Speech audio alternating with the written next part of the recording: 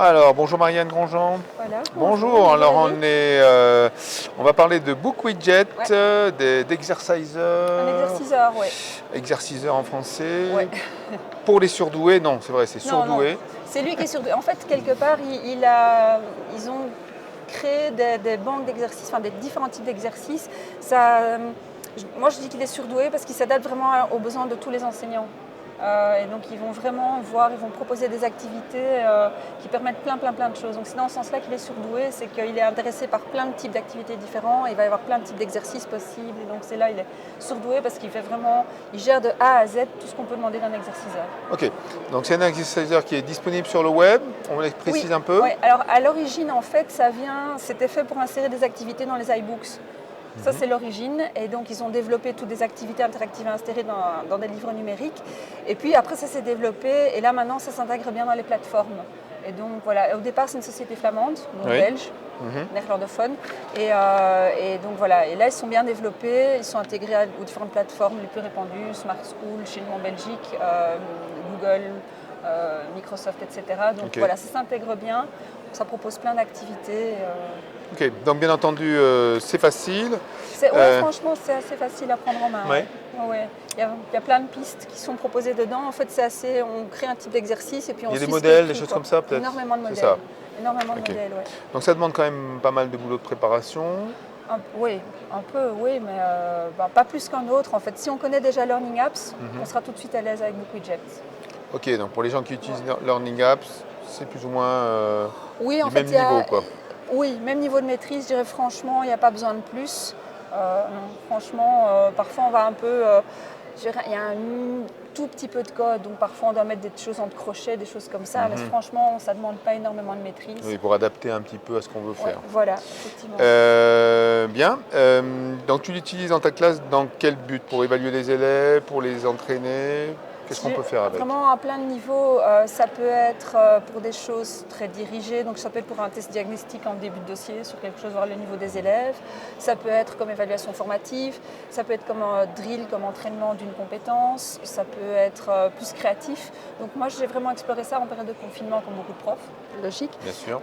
Et donc là ce que je faisais c'est que je leur envoyais par exemple des tâches via BookWidget où ils devaient par exemple prendre une photo d'un objet dans leur maison et ils devaient après enregistrer un commentaire audio qui expliquait pourquoi il avait choisi, etc. Donc on peut faire aussi du créatif et c'est ça que j'aime bien. D'accord. C'est pas juste des exercices de drill, il y a une partie test, contrôle, mais il y a une partie plus créative.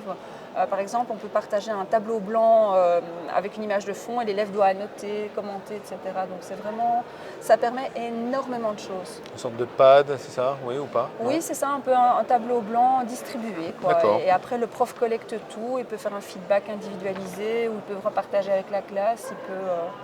Ok, alors on n'a pas précisé au début dans quel contexte de classe tu l'utilisais. Ouais.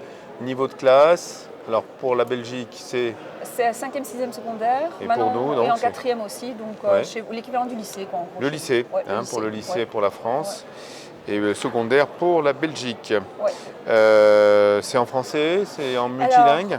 c'est multilingue, ouais, c'est multilingue. Il y a de plus en plus de ressources en français. Donc au départ, c'était en néerlandais, puis ils ont énormément traduit en anglais. Il y a un blog qui est très bien fait en anglais qui donne plein de pistes pédagogiques. Notamment, il y a un article que j'aimais vraiment bien qui faisait le lien entre les différents widgets, les activités, la taxonomie de Bloom, en montrant vraiment les différents niveaux et en quoi on peut l'utiliser de façon vraiment plus créative. Ok. Donc ça, c'est pas mal. Et maintenant, en français, ils sont en train de développer de plus en plus pour les enseignants francophones, mais tout est déjà disponible en français. Sauf que de temps en temps, on va avoir une petite phrase qui est restée en anglais qui n'a pas été traduite. Donc, Une c'est petite pas... erreur qui Ouais, arrive, voilà, mais un ce qui petit va être bug. corrigé.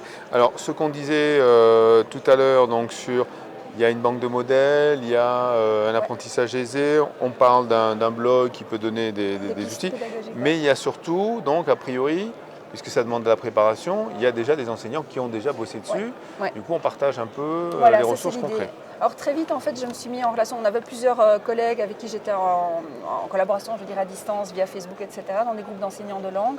Et on a découvert l'outil plus ou moins en même temps. Et on a commencé à créer des choses. Et on s'est rendu compte qu'on pouvait créer un groupe. Donc on a commencé à partager entre nous. Et puis on s'est rendu compte aussi que c'était en fait institué déjà dedans. Il y a à l'intérieur de BookWidget la possibilité de participer à des groupes et d'aller accéder à des bases de données d'exercice très complètes, très fournies, qui ont été même rassemblées par les gens de BookWidget en fait.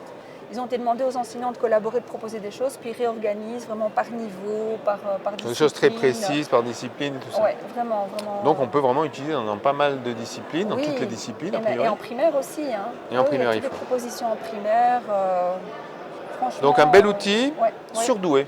Surdoué. Son petit défaut, et d'habitude moi je dis que des choses qui sont gratuites, Ouais. son défaut c'est que là il est payant mais uniquement pour l'enseignant bien sûr. Donc il n'y a pas de coût pour l'élève, mais pour l'enseignant il y a quand même un coût. Donc À ça, raison faut quand même de le dire. combien? On est à peu près 59 €, donc c'est 49 € plus TVA. Par an. Donc ça dépend par an. Donc je ne sais pas la taxe en France à combien elle sera, mais on peut ouais. compter un peu moins de 60 € par an. D'accord, bon, c'est pas très cher.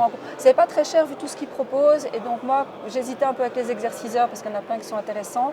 S'il y en a un pour lequel je suis prête à payer, c'est celui-là, mais les autres en général la plus-value n'est pas. Et donc c'est par enseignant, par classe, c'est quoi en fait le C'est tarif? par utilisateur.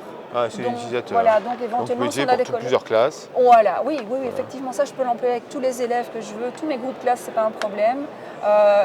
Mais je peux éventuellement avoir un compte pour les profs de langue de l'école et on crée ensemble, on pourrait envisager ça Ok. d'avoir. Ou un compte d'établissement, ça peut exister ça? Ça C'est un peu beaucoup peut-être. Non, c'est un peu beaucoup. Je pense que c'est plutôt par discipline ou quoi, qu'on puisse à 2-3 collègues peut-être. Ok, trouver un s'échanger les compte. tuyaux et Ouais, en même temps voilà. les ressources construites Ouais, voilà. ensemble. Ouais. Eh bien Marianne, merci pour ces explications sur Avec cet plaisir. exerciser surdoué. Ouais, voilà, bonne découverte. Ça marche?